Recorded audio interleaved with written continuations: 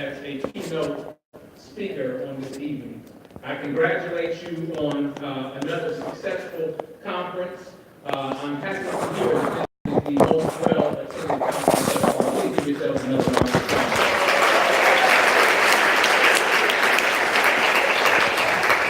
I'd like to thank Yale Law School for your graciousness and your hospitality. I'd like to also acknowledge and thank my comrades here in the front row, members of the Malcolm X grassroots movement. I see Ulrika Bennett, who is the head of our Millennial Council with the city, my comrade Noel Didla, and I'm happy to be joined with our brother Jamal as well. Please give them a round of applause.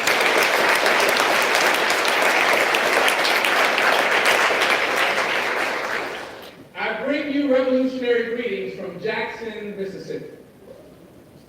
As has been already noted, we have received recent notoriety in our declaration that we desire to be the most radical city on the planet. This comes out of what was initially a critique of myself, and early on it was a critique of my father that suggested that possibly we were too radical to bring people together and see the changes that were necessary for the citizens of Jackson. And so I took it upon myself to look up the definition of radical. And upon looking up the definition of radical, I discovered that a radical is a person who seeks change. And if we look into communities that look like Jackson, if we look outside of the walls of this college and we see communities that are in need of change, then the reality is that we need to be as radical as the circumstances dictate we should be. When we look across history, at those people that we revere most in Mississippi, we look at the history of Medgar Evers, Ida B. Wells, Fannie Lou Hamer. They were radicals. When we look at Martin Luther King, Malcolm X, they were radicals. When we look at Jesus Christ, they were radicals. And so we need to be prepared to confront the issue and make certain that we have proper narratives of what a radical agenda really seeks to accomplish. We have to be honest with people in places like Jackson, Mississippi, and declare that the conditions that they find themselves in are not on account of somebody being too radical. Not because someone has decided to fight too hard on their behalf, but quite to the contrary, they are in those conditions of humiliation because someone has not fought hard enough. And so we take on that mantra, that label of wanting to be the most radical city on the planet when we ask ourselves the question, what do you do when you see a world that is lacking in integrity everywhere you look? You find it in yourself, and you begin to change the world from right where you're standing. That is our mission in Jackson, Mississippi, where we seek to move away from these cycles of humiliation and create a true dignity economy. I can't, in good conscience, speak of the work of what we're trying to do in Jackson, Mississippi at a rebellious lawyering conference if I don't bring some historical context to the moment. Because this all begins on 1148 Lewis Street in Jackson, Mississippi in 1971, where you had the Republic of New Africa, a group that was focused not only on black liberation, but on self-determined communities and building a model where people can control the conditions which dictate their lives. There, on Lewis Street, you find the home of the RNA that came under siege by the Jackson Police Department, where you go into the Sovereignty Commission papers today and you find that there was a concerted effort by the state of Mississippi to thwart this effort of community organization, to sabotage this group and not only fire on a movement house, but fire on a house that contained men, women, and children. There on Lewis Street, the Mississippi government released a brother from jail, sent him to the RNA house under the pretext that he would join the RNA. And after being dismissed from the house for conduct unbecoming of a member, they still sent the police, sent what was affectionately known as the Thompson tank onto this house that contained men, women, and children, and fired on them. At this time, the brothers and sisters that were occupying the home picked up arms and fired back on the police, having no casualties of their own, but killing a Jackson police officer. They were later prosecuted and convicted for conspiracy to kill a police officer.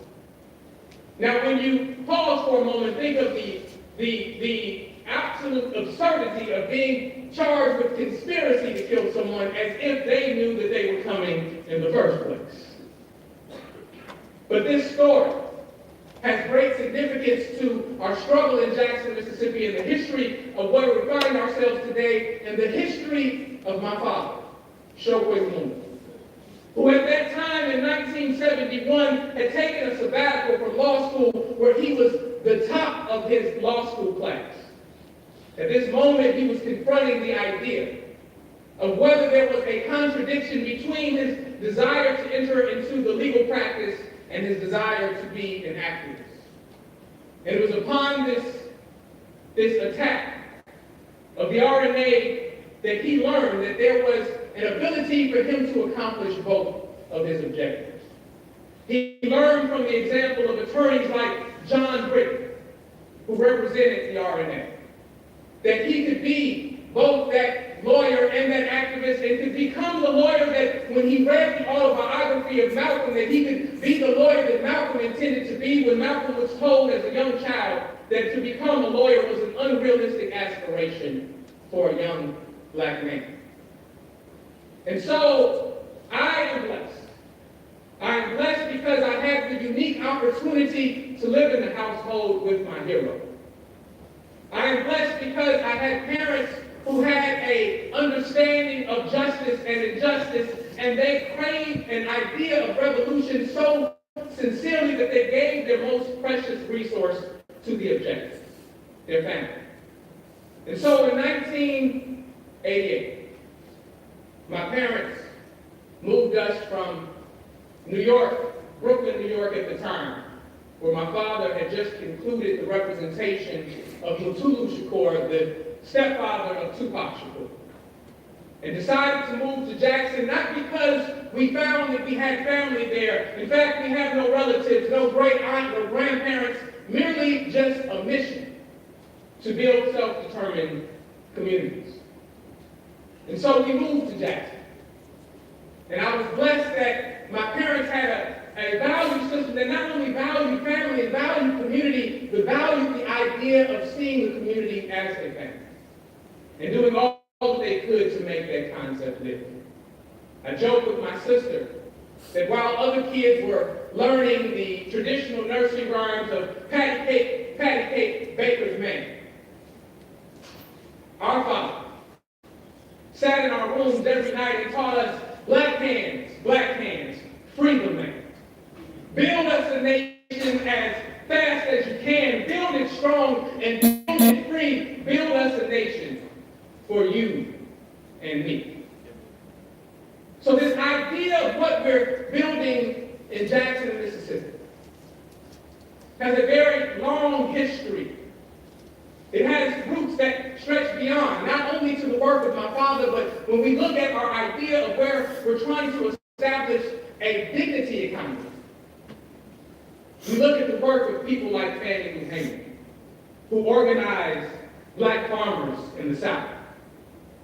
The idea of how poor people bring their resources together in order to accomplish their goals is not a unique one. But we look at this idea and see how we reintroduce it to our world today. And so we find ourselves in this very critical moment. This moment where we're trying to impart and make certain that we give people more control of their governance than they traditionally have seen.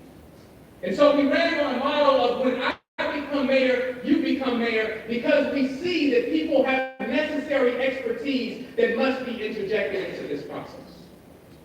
As lawyers, you look to expertise in the cases that you handle, whether it be that of other lawyers or engineers or scientists or architects, doing the work of mayoring in a city is very similar. And I see that the expertise of the people is necessary, whether or not the citizens are experts in economic development, education, infrastructure, and the like. They are all experts in their condition. And so that is why we believe in this collective genius process by which we have people's assemblies, which is an information exchange where we not only inform the citizens of what is happening within their city, but is a pressure mechanism by which they hold us accountable for the work that must be done. You know, as I was running for office, I did so with a lens of someone who grew up in the movement. And I traditionally have a propensity to speak to some of the larger things in life, like self-determination and human rights. But I share with you that as you walk and knock on people's doors and you're talking about those larger things, you're invariably confronted with a sister or brother at their door, and they say, well, yeah, that's good, young brother, but how are you going to fix that pothole in the middle of my street? And so, as we confront these ideas and meet people where they are, sometimes people who have a larger idea of what our radical policies and radical agenda must be. Sometimes their vision of fixing a pothole seems very minuscule. But it was my father who had a proper analysis of this, and he said, listen, that's exactly what our objective must be. We must connect pothole to pothole, and community to community, so people in Jackson, Mississippi understand that there is a community that looks just like theirs. In Gary, Indiana, in New Orleans, Louisiana, in Chicago, Illinois, that is suffering from the same infrastructure problems that you are. And ultimately, in the process of fixing this pothole, what we learned is that your problem was never with the pothole to begin with. Your problem is that you don't control the decision-making process that leads to a pothole being fixed in the first place. Your problem is that you don't control the curriculum that educates their children. Your problem is a problem of self-determination. And so we need to look at how we seize power and democratize power for people all across this world and revolutionize this idea of electoral politics. It is important that we ultimately come to the same understanding that Martin began to come to not long before he died. You see, Martin had a conversation with Harry Belafonte where he said, listen, Harry, we're going to win this integration struggle. This struggle against Jim Crow, against American apartheid, but I'm beginning to wonder. I'm beginning to fear that we may be integrating into a burning house. Because I see a system that abuses labor and abuses working people, and he said, if people can't be fed, if they can't take care of their families, it is senseless to come together on social issues. It is senseless to walk across Mississippi fields together if we can't come to a place where we have discussions about how we share goods, resources, and power. And so ultimately, what we learn is that what we face is greater than a question of color. It is a question of ideas. And what are the best ideas? And what are the worst ideas? And what the worst ideas are that you can be oppressive to anyone. And so we're faced with the critical option of an economy that is for and by the people, or an economy by a few people for themselves. As I think on that question, I think of a discussion that I had not long ago when I was in New York at a convening of mayors from all across the world. And at this convening, we were discussing the issue of the growing inequity across the world. And there were a lot of meaningful contributions to this discussion. You had mayors who were talking about the issue of globalization, minimum wage, innovation versus workforce debate, and all of these were meaningful contributions, but I found myself confronted with the fact that we were attacking this question from a flawed premise.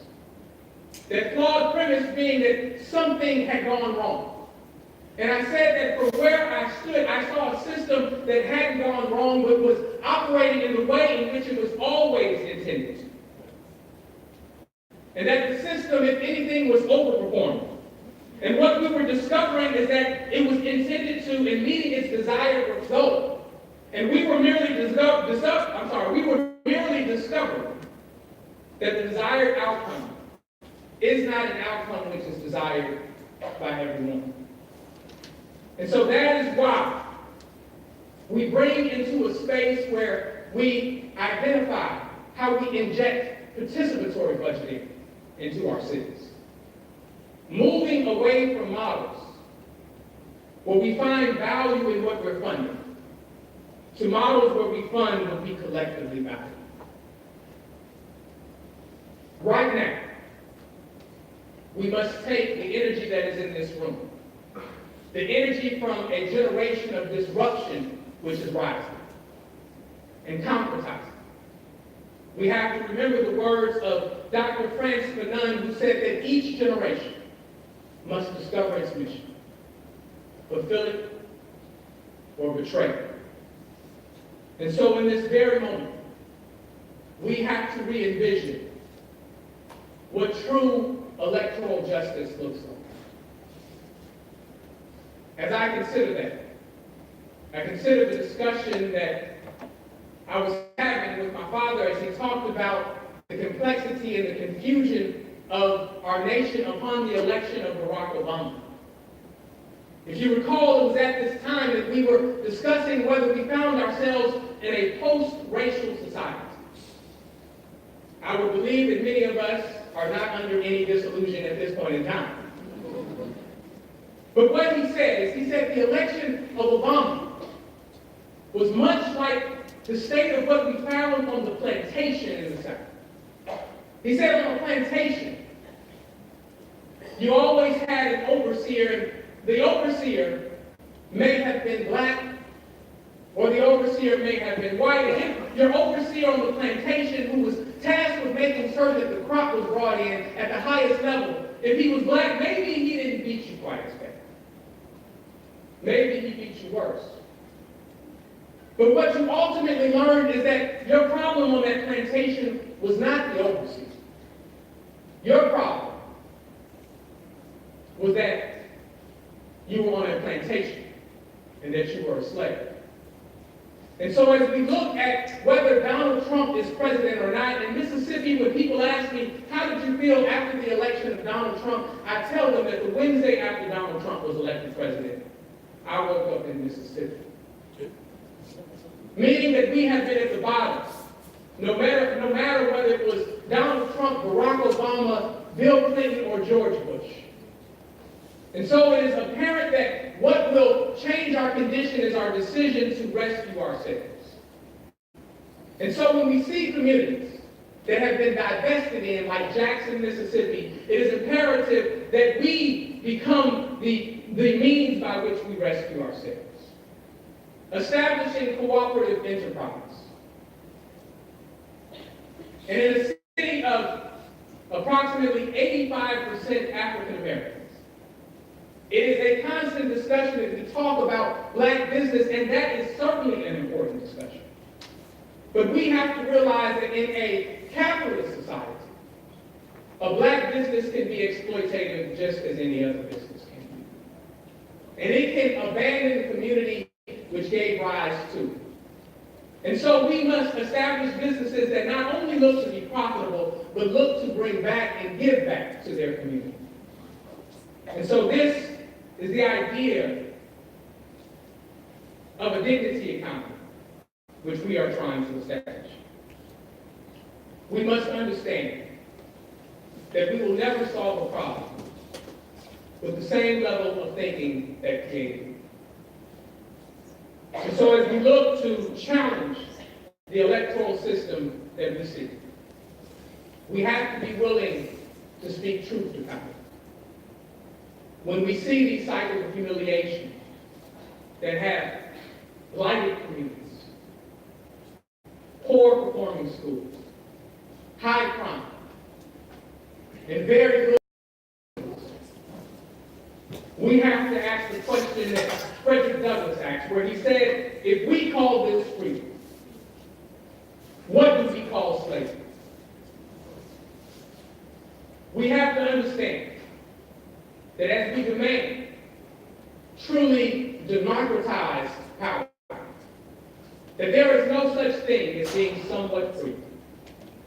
You can't be, I'm going to get free someday type of freedom.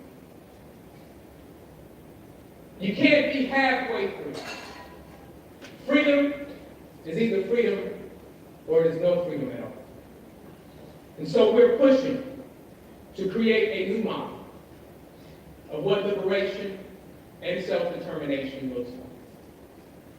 And so I am very proud of this moment to serve the citizens of Jackson, to push this new idea, and recognizing the importance of Jackson not only to the space that we occupy, but to the whole world. Because if progress can be established right there in the belly of the beast, in a space which so much historical trauma, then progress can be obtained anywhere. And so I look forward to our discussion. I look forward to working with you and building with you as we build new models, as we build a new idea of a society beyond contradiction. Thank you so much. I look forward to it.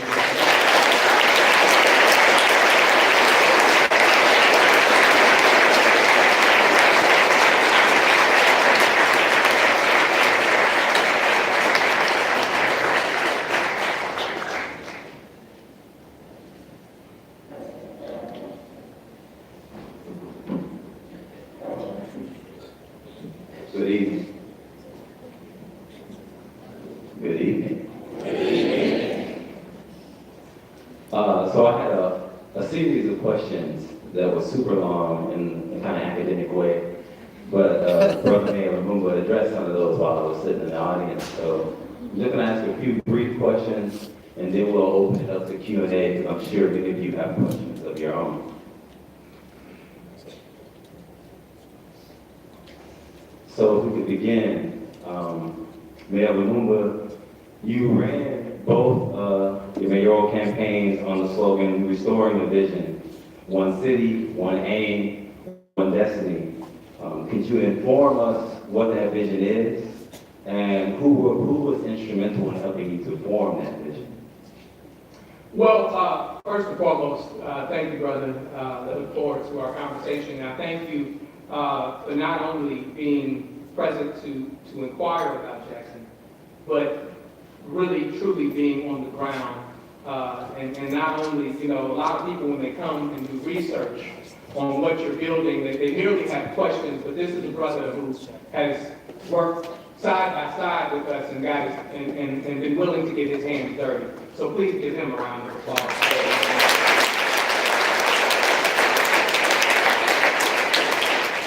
So, restoring the vision, one city, one aim, one destiny, was a slogan based on the idea of moving forward with what we call the People's Platform.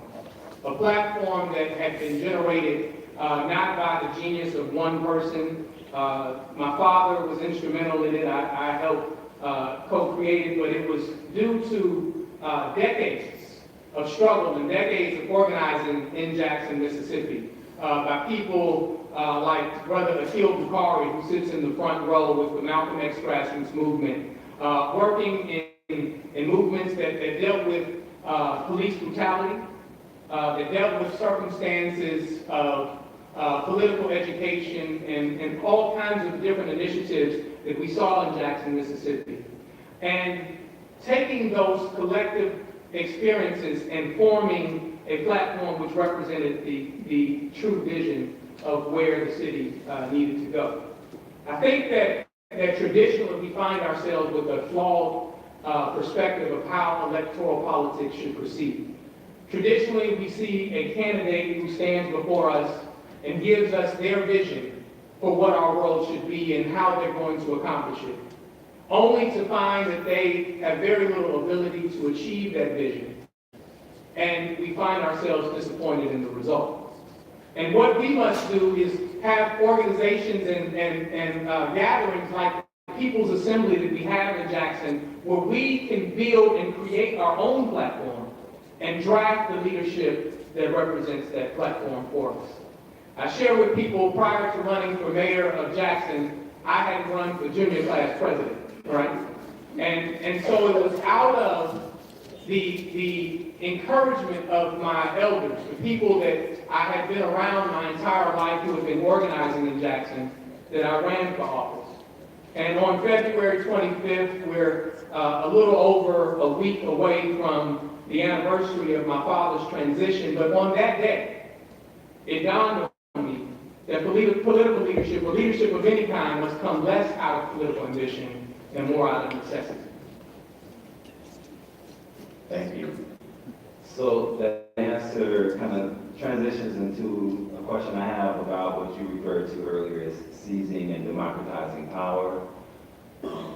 Some years ago, I recall sitting in a community meeting with you in Jackson, and you mentioned that perhaps us as intellectuals, us as professionals, and in certain positions of authority shouldn't just raise up children to understand the interlocking systems of oppression, but to raise and train them up to be able to see certain positions of authority. I'm wondering, how do you feel about that position today, in terms of training and raising of children to not only understand power, but to see certain positions of authority, whether that be in electoral politics or other realms? Well, I think that still remains the case. But I think that comes with, you must have an appropriate context. I don't feel that my elders in Jackson, Mississippi pushed me to run for office merely because of my youth or the fact that I might have some new ideas to offer into the continuation of our struggle. But they also felt that I had a proper context and understanding of the history of our struggle. And so I don't think that you can come in any space, whether you're a part of a millennial generation or moving to a place like Jackson, Mississippi, unless you take the time to fully invest in an understanding of the work that preceded you. And so that is an important thing to bring into the space. And I will share quite honestly that we have found in Mississippi people who have joined us and found interest in the movement that we were building, but thought that they were coming to a space where people simply didn't understand the means of their oppression. And so they had a certain level of what I call revolutionary elitism. And so in this work, you have to be willing to meet people where they are and understand that it is an information exchange. That just as much as you are adding to the movement and adding to the struggle and providing some understanding to it, you're also in a position to learn from the people on the ground to understand the context and the history of what they see. That was a real geographic, kind of political geography answer, right? Understanding the kind of political landscape that one is coming into. And I think about the way citizens of the Republic of New Africa, as they migrated, right, caravan down to Jackson, they understood that they were coming to contribute to a long history of Black struggle in Mississippi and in the Deep South. But speaking about Jackson, I think for many of us, when we think about Jackson, Jackson is thought of as a civil rights history, a city with a strong civil rights legacy. That for me, that legacy is encoded in the landscape of Jackson, Mississippi. So we see that via the RNA House, we see that via Jackson State University, as well as the home of Medgar and Marley Evers. So could you speak to what it's like coming of age in Mississippi, not only with this civil rights, Black kind of radical tradition encoded in the landscape, but also having veterans of the civil rights movement existing, right, and being around you on a kind of everyday basis. And what do you think that means, or how that's influencing the younger generations of organizers coming up in the city? First and foremost, Jackson, Mississippi is fertile ground. It's a space where so many legends and so many heroes and sheroes of our struggle have walked the land. And so there's a lot to be understood, and to be honest, there are greater narratives and more expansive narratives than what the average person is provided. When we think about the civil rights movement, we often only reduce it to a discussion of people like Martin Luther King. And we don't often talk about other arms of the struggle, such as the armed movement for self-determination and human rights at that time. There's a book that I would encourage you guys to read that talks about the armed resistance in Mississippi called We Will Shoot Back. And so that is a detailed account of the armed resistance that took place. And when we really take into full context the history of movements such as the civil rights movement in the South, and how it's parallel to movements such as that took place in India, right?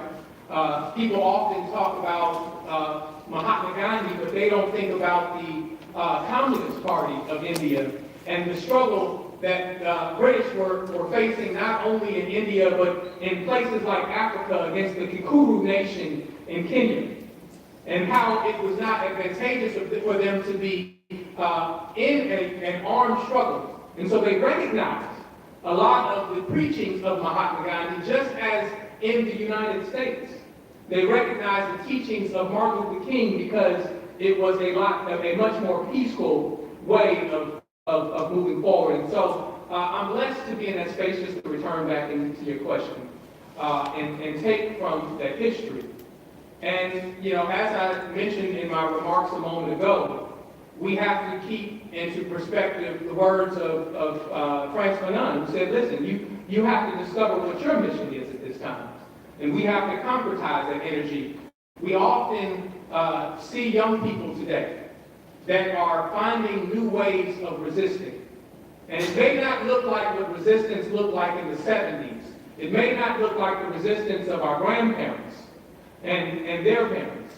But we have to encourage them instead of putting them down, and find ways in how we can teach them to move forward and learn from the lessons of old. When we talk about the RNA and the idea of not moving into a space with a preconceived notion of what those people need, we can say that because those people who came from Detroit and came from all around the country and came to Mississippi learned that to many of the people, they seemed strange to them, right? The clothes that they wore wasn't traditional. The way that they spoke wasn't traditional. And so it was a process of intermingling themselves within the community and learning from the community and being willing to accept just as much from them as they were trying to teach their community. And so I think that as we move forward, we have to have a proper context of history and be willing to learn. Thank you. I have a question that pertains to the theme of the Red Blog Conference. And you kind of got to this a little bit in your keynote, but one of the things that I've learned from studying your father's legal history and your own is that y'all are part of a greater tradition of progressive black legal practice, to which you referred with reference to Attorney John Brigman, but also think about Attorney Kenneth Cockrell Sr. in Detroit, Judge Dana Keith, Attorney Ivy Riley. And I'm curious, how does that legal history or that long trajectory of progressive black legal practice has it influenced you? And also, what do you think is the future of rebellious lawyering within this kind of context of human rights violations in the form of detainment and deportation? Yeah. So before I answer that question, I had a note here that I wanted to share with this group, which is a quote from my father about what he felt effective representation looked like. This is a quote that he gave when he was representing a brother who was accused of beating up Reginald Denny in the LA riots. And what he gave was this quote of effective representation means advocating for your client while standing on the line between zealous advocacy and contempt of court, without crossing over and going to jail. Now, I can share with you, if you know anything about my father, he often crossed that line and went to jail. But I think that really speaks to the passion that lawyers must have.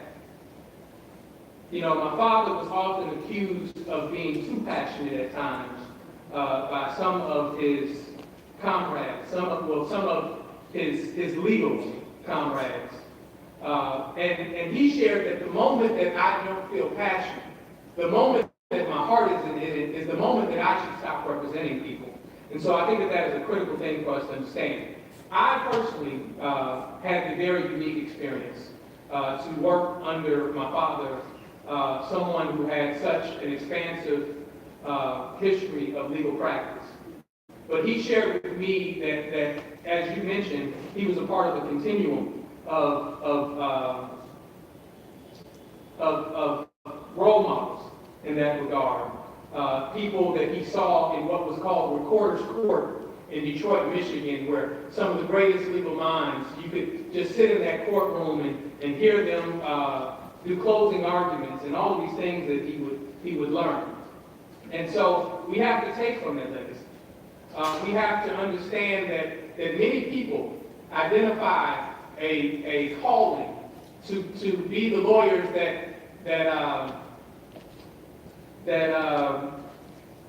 I'm losing my thought. The founder of Howard Law School,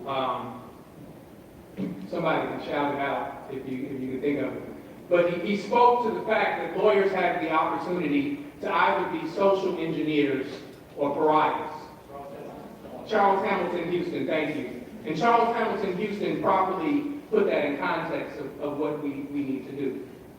When we look at the issues of deportation and what we confront in this nation at this time, we have to have a proper assessment of how fictitious divisions are used against us in order to oppress us all.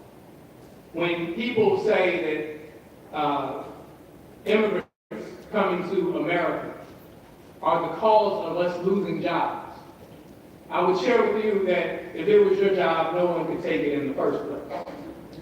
And the fact that we find that the very people who threaten the deportation of the people are the ones who are, by and large, using the exploitive working practices against those people. And so how do we identify our common ends and objectives and the things that draw us together and unify us more than the divisions that are meant to be created among us?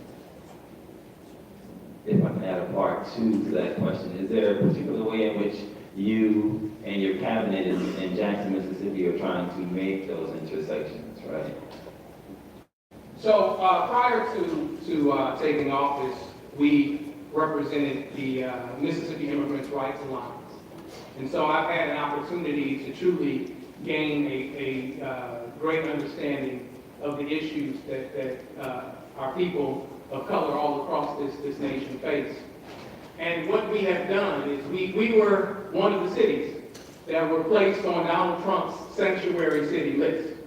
And that is because we had an anti-racial profiling ordinance that I have supported. Now, this preceded me. This is something that my father pushed when he was on the city council in the city of Jackson, to ensure that people are not profiled. And what we find is the more that we profile people, the more that we leave people in a condition where when they suffer harm, when women are being raped and people are being robbed and they feel uncomfortable and fearful of calling the police, then they take policing in their own hands. And that leads to less safe conditions, not only for our brothers, our brown brothers and sisters, but it leads to less safe conditions for all of our communities. And so we feel that profiling leads to divisions between policing and divisions between communities that leave us all less safe. And so we're happy to be on that sanctuary city list.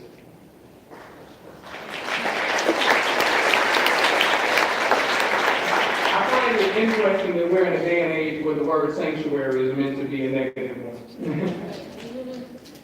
So I have one last question before we'll open it up to the audience, and it still has to do with Jackson's municipal governance, but also when I think about Jackson, I think about Detroit as a sister city of Jackson in a number of ways. One, because the Republicans of Africa formed in Detroit, but both have been disinvested cities, right? Steeped in institutional racism and white supremacy, and cities that people have avoided, right, and have drafted negative narratives about for so long. And so now in the present day, as Detroit undergoes its so-called renaissance, inspired by billionaire developers like Dan Gilbert and Mike Ilitch, and the kind of city's capitulation to that, I'm wondering how does Jackson, Mississippi address its major infrastructural issues around water and potholes, while at the same time opening up space for cooperative and communal development? Yeah. One thing that you did mention, which is one of the more obvious connections between Jackson, Mississippi, is the demographic connection. Detroit being the largest city, the largest African American population in the nation, and Jackson being 85% African American, is a very obvious connection between the cities. And that is part of what the education process is that we have in our People's Assembly, understanding the connections between these spaces and why we find ourselves under similar trauma, is because of the divestment, because of the insecurity of our infrastructure, not only in terms of our road, but ensuring that we don't have lead within our systems. And so out of that education, we develop strategic plans for how we accomplish tackling such issues. And how do we create reinvestment in the community? And so the economic platform is just as critical to the investment in things like the infrastructure. Understanding that you know, if your plan for success is a plan which is dependent on someone else seeing value in you, then you don't have a plan. You have a wish. And so how do we begin to create the institutions that invest in our community, see the return on our investment? When you look at a city like Jackson, Mississippi, much like where Detroit has found itself, these aren't communities that have a problem producing wealth. They're cities that have a problem maintaining wealth. And so all of the money that is made between 9 and 5 happens to be out by 6. And so we have put forward a strategic plan in how we recover more of that revenue. How do we create or fill the voids? A city of just shy of 200,000 people, yet we don't have something as simple as a movie theater in the city of Jackson. Bedroom communities around us have taken advantage of Jackson's population in order to invest in structures like that and institutions like that. And so what we share with people is if we're able to bring together a cooperative enterprise and create that cooperative movie theater, then what that does is leverage our position so that other private investment takes place. Because what do we understand when people go to the movies? Typically, they like to have a meal before they go to the movies. They have a little time and they may want to do a little shopping. And so the moment that Jackson shows and demonstrates a willingness to fill that void of a movie theater for itself, then people in the bedroom communities recognize that we don't go out there quite as much. Thereby making it dangerous not to invest in Jackson. And so I think that is the very radical and democratized approach to seizing power for ourselves. Thank you. I'm going to contain myself and open up the room for questions from the audience. The sister, I'm sorry, the brother right there with his hand up.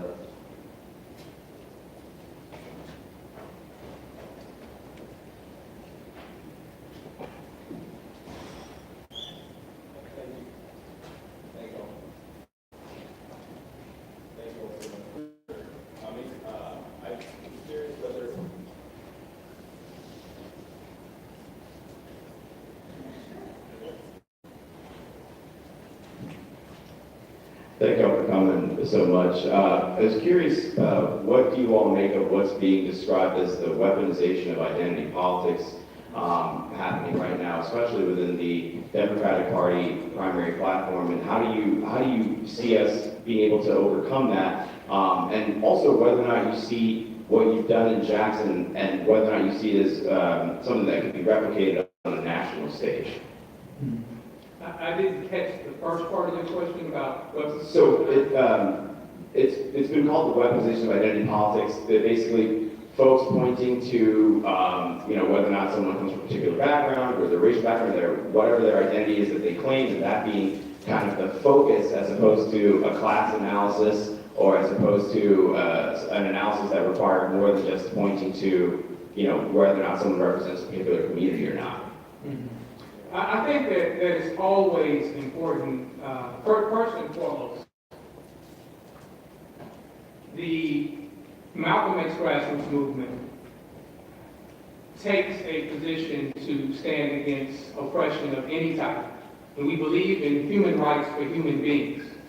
But you must always center and not allow someone else to co-opt what your movement is about, but work to fight alongside people based on their varying levels of oppression. Right? And so I think that is important to do. And then we have to recognize that privilege is established more than just on a conservative or Republican side of the aisle. That privilege exists in both sides. And so we have to challenge a Democratic Party just as much as we have to challenge the conservative establishment. And so I think that is important. And tell me the second part of your question again. Sorry, just how we could replicate what you've done in Jackson, whether you see that be replicated on a national stage.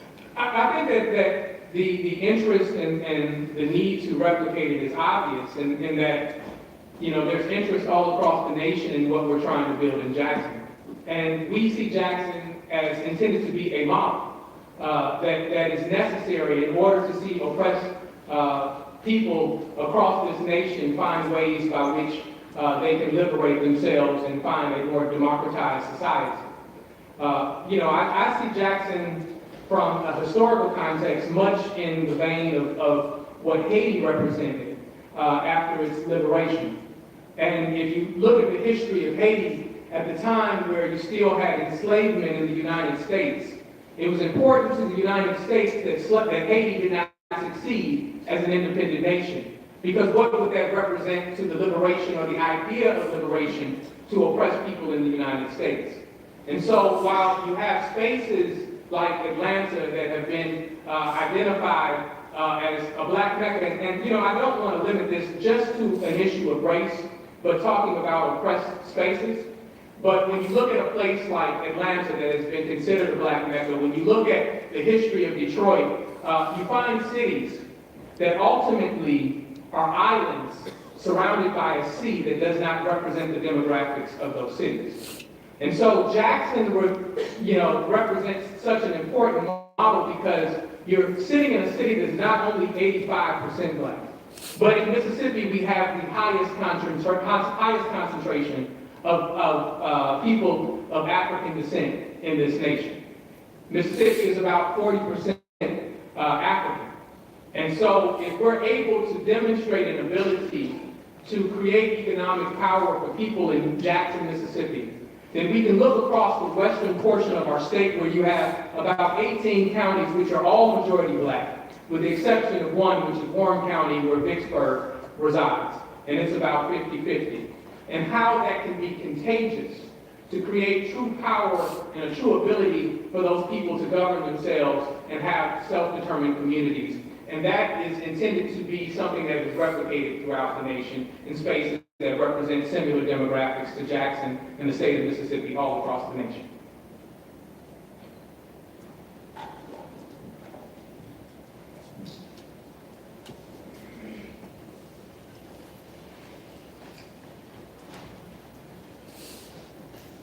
Thank you, Mayor Lumumba. I think many of us are very inspired by what... I just hear a voice coming in the distance. I'm sorry, over here. My name is Vivek Kabai, and I'm a 2L at Penn Law. we're very inspired by what you've been able to achieve and are currently undertaking in Jackson. But the flip side of that is that it's very discouraging to think of all of the many cities across the country that are considered more progressive places, filled with progressive people that have not endeavored to undertake these types of radical policies and radical change. And I would just ask you to kind of comment on how much you think what you've achieved is exceptional versus what advice you might have for people who may want to bring about that type of radical change in spaces that you would think it should be more possible, but the power structure has not created that kind of opportunity so far. Thank you. I appreciate that. So two things that I want to say. First and foremost, in terms of the progressive vision that we have in Jackson, Mississippi, I would, need to truly recognize the efforts of the citizens themselves. Because it was my father who would say that the election of our leadership demonstrates the readiness of the people, right? And so it's the people of Jackson who have unapologetically demonstrated and expressed that they want to go in a radical, progressive direction. I don't want to give the impression that we figured it all out in Jackson, Mississippi, right? This is an ongoing effort and an ongoing struggle that continues day by day. And so we would hope that what we're building in Jackson is something that garners recognition in other places, not for celebration of our city, but for building a movement which changes the dynamics that we see in this nation each and every day. And so just as we want people to gravitate and see what we're trying to build in Jackson, we're in a mode where we're learning from other spaces as well. When we look at the issue of criminal justice in this nation, we look to spaces like New York and California, where they have done alternative to incarceration programs that have been foreign to spaces like Jackson, where they're not pursuing those type of things. And so we're learning and trying to present those models. We're moving away from over-policing models where people think that the way that you build safer communities is simply to provide more police. Because what we recognize is this nation has a criminal justice issue. That we see as society, we tell our children that crime doesn't pay. The reality is that crime pays very well. When you look at it, you see the lawyers that are paid by crime, the judges, the police, and we have more police today than we've ever had in history. You not only have your city police, you have your county police, and your state police, and your federal police, and your secret police, and your secret police who watch the secret police, right? You have your prison guards and all of the companies that contract with our prisons. And so we are trying to build a dynamic by which we learn how we are being exploited as a city and as a nation, and move away from that, understanding that as we move to a more progressive idea, we have to recognize how the multinational corporation profits off of the structure that we see today. We have,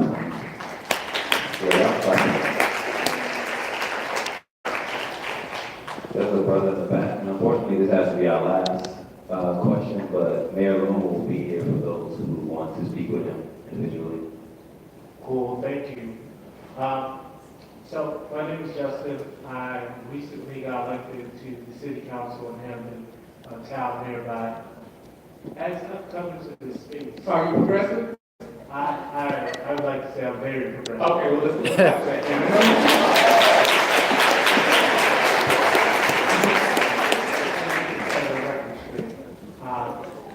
In terms of trying to figure out how to be an activist elected official, trying to be progressive, here in Connecticut, we don't really have regional government, so trying to encourage. Your voice is kind of, I'm losing something up here. We don't have regional government, so as we try to create regionalization between communities, the identity and the vision I have for my community, when I try to share that with neighboring towns and neighboring cities, I have difficulty seeing that collective vision. So what is your idea of a vision of sharing that larger vision of what you're doing in Jackson? How do you think you can transplant that share neighbors. And then my second question, in terms of dealing with Chamber of Commerce, dealing with planners and dealing with developers, have they bought into your vision of an equitable society where we're thinking about the individuals and not necessarily about capital? Yeah. So I'll try to answer your question as best as I can, but I must give you context of what Jackson looks like. We're not trying to create regional governance in Jackson because the veteran communities that surround Jackson have a very different view or a very different ideology of where we should be moving as a community, and often are antagonistic to what we're trying to build in Jackson.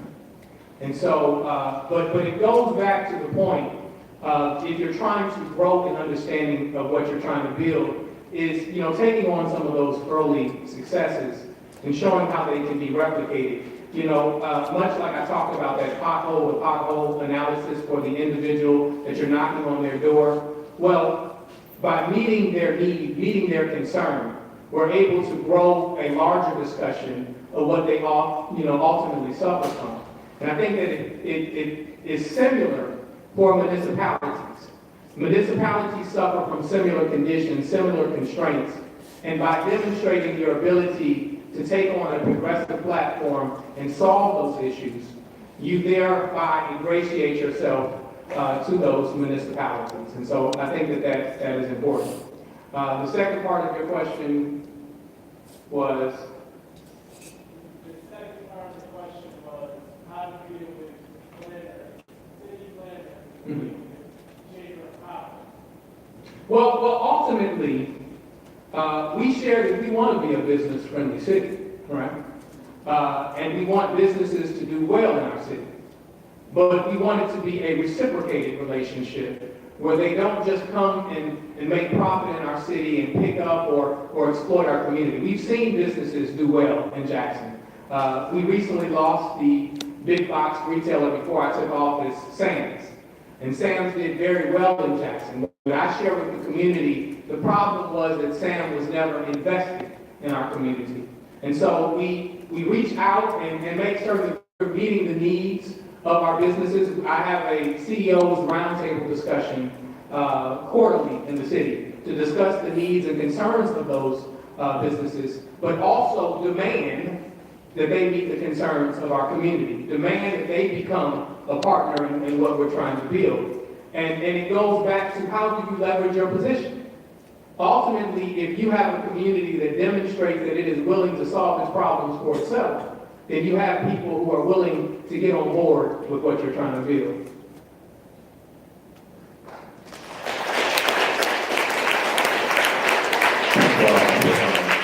Please keep a round of applause going for a great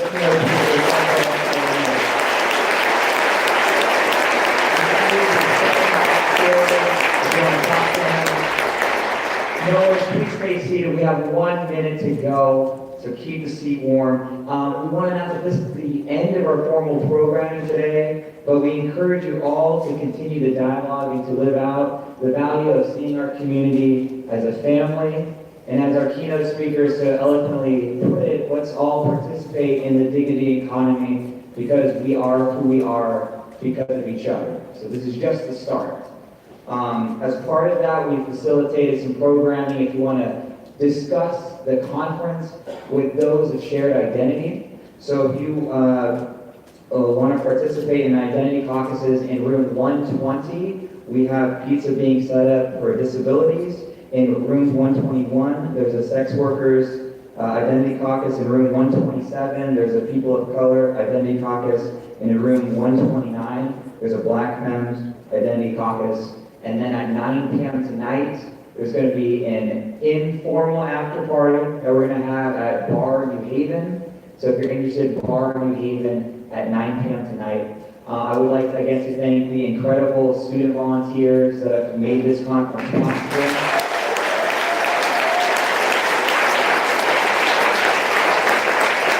And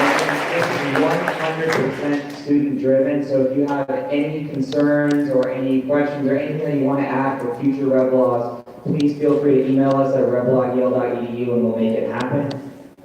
We thank you so much for coming from all around the world to be here this evening and to be here this weekend. And let's continue sharing the conversations and taking what we've learned this weekend and bringing it back to our homes. We thank you so much. Reblog.